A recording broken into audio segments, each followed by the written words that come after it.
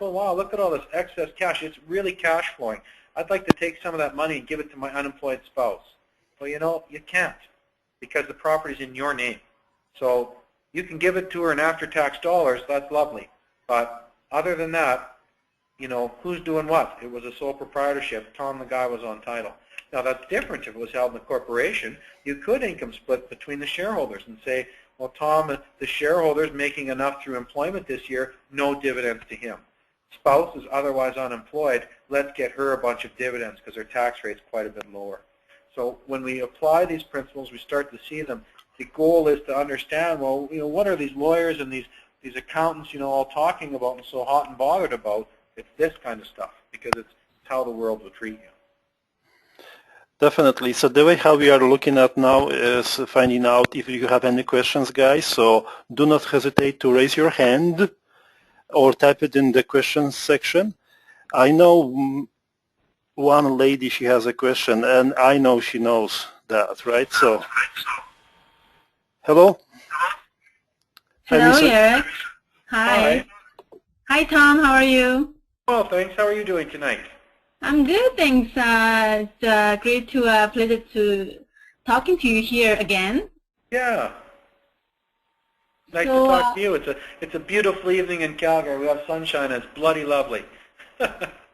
Well, that's great. So out here, out at the Sylvan Lake. Oh, very nice, very nice. Yeah, yeah. That's great. Well, certainly, you know, any question, feel free to ask. Yeah, thank you very much. But wow, like I just feel like I'm in the wrong business. Every time when I listen to your events or seminars, it's kind of very, it's making me very cautious every time.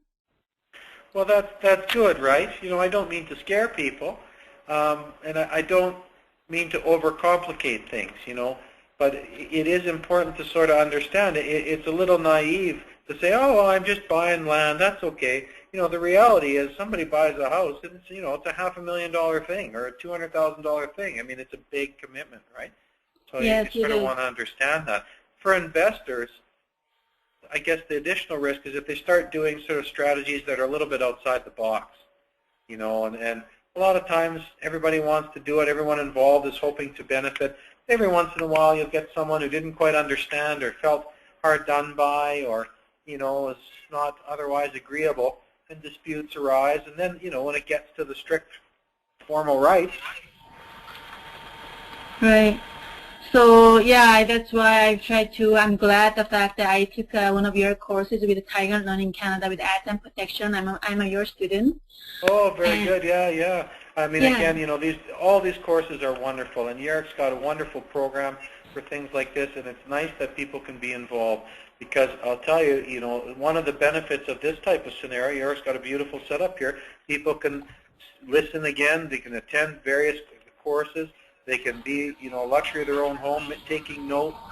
I think it's great, no travel expenses and things like that. So, you know, it's wonderful. And I applaud all of you for participating. It's a good thing to learn. You know, the more deals you do, the more you learn.